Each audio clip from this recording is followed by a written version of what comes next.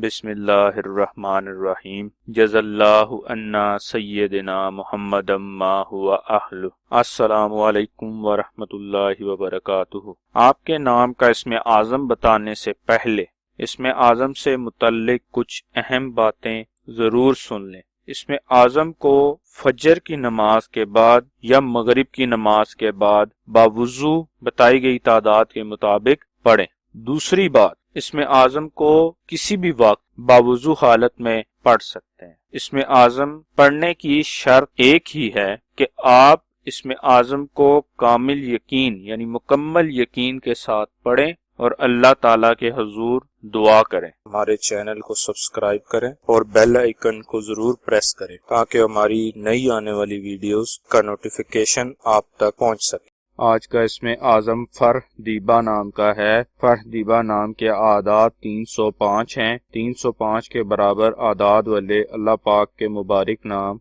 या वाहिद हो या रऊफ हो हैं जो फर दीबा नाम के लिए इसमें आज़म है। इसमें आज़म को पढ़ने की तादाद अपने नाम की तादाद का 2 गुना है, यानी फर दीबा नाम का इसमें आज़म 610 मरतबा पढ़ना है। सवाब की नीयत से हमारी वीडियो को शेयर करें, लाइक करें और अपनी दुआओं में हमें याद रखें। जज़ाकल्लाहु खैर।